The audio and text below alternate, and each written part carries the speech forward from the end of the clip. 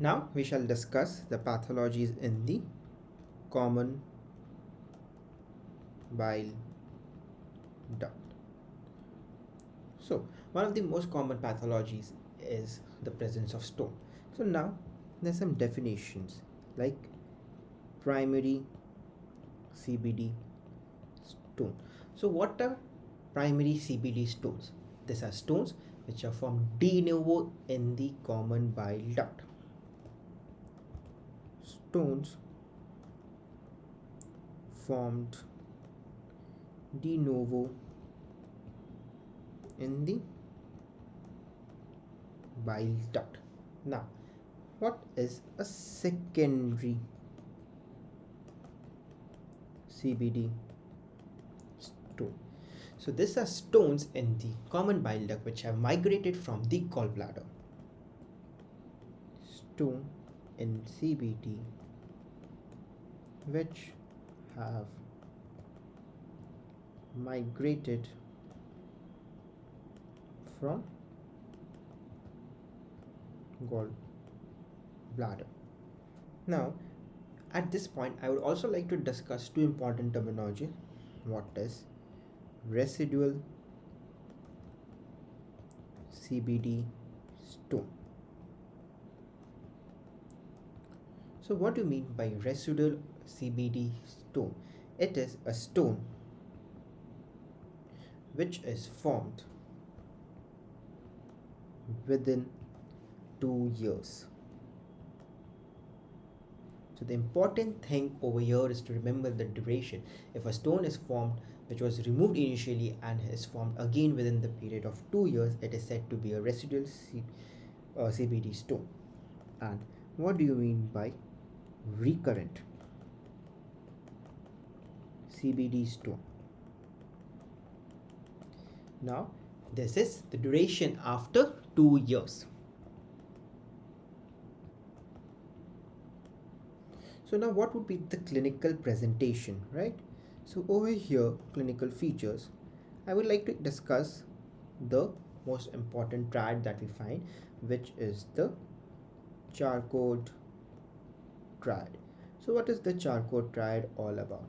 It is intermittent pain, intermittent fever, and intermittent jaundice. So these three features form the Charcot triad, and to it, if we add hypotension, mental status changes, what it is? It is pentad, right? It is the pentad.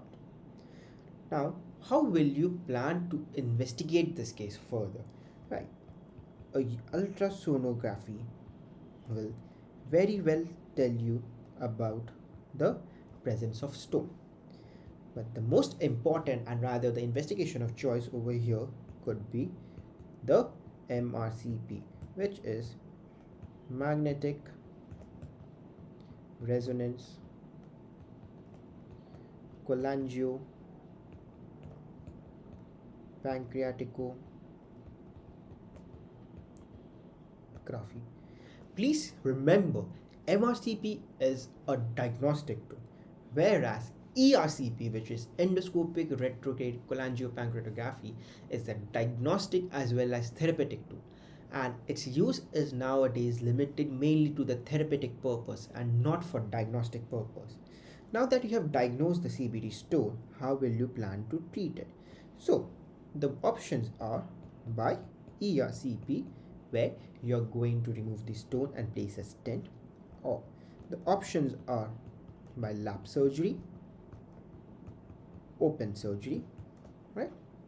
Now, what are the procedures that we do in the CBD stone? So, basically, you go for a CBD exploration,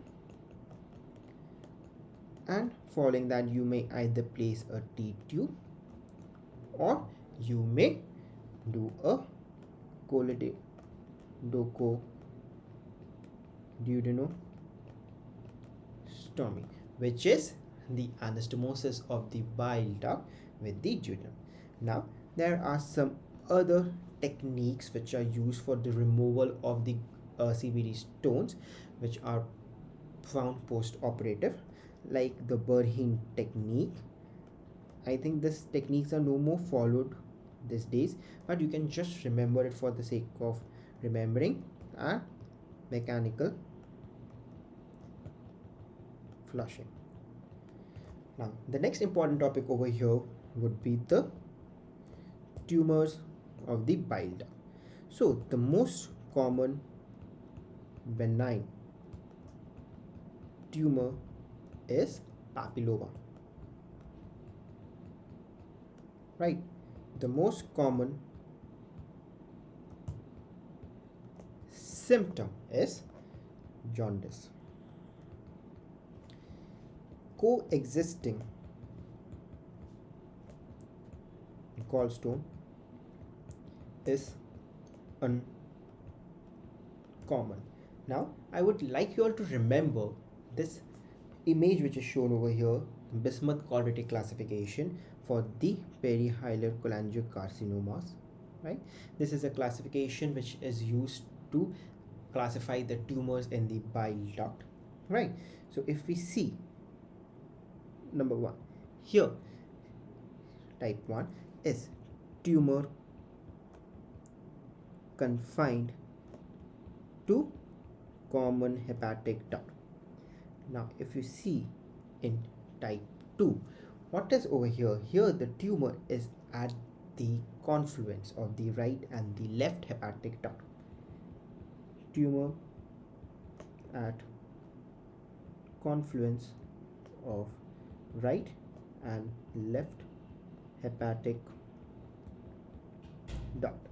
Now at 3A, you can see the tumor is involving the right hepatic duct.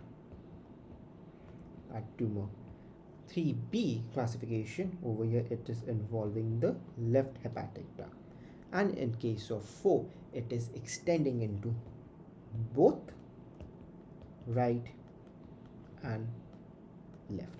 Please remember the name of the classification, which is quite often asked, and a step up to remember what type is belonging to which, right?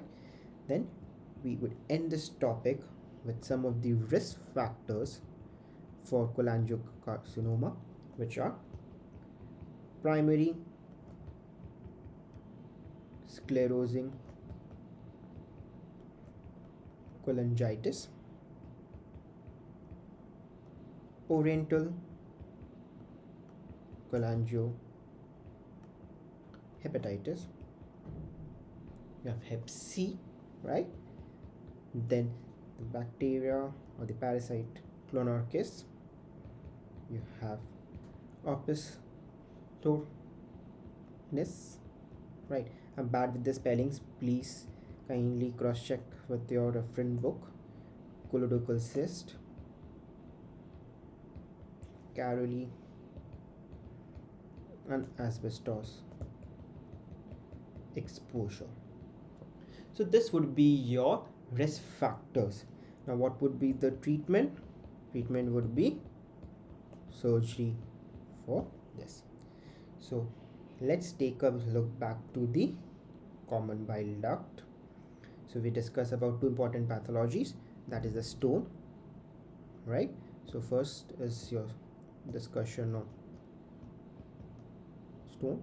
The primary CBD stone form de novo, secondary which migrate from the gallbladder, residual CBD stone within 2 years, recurrent after 2 years.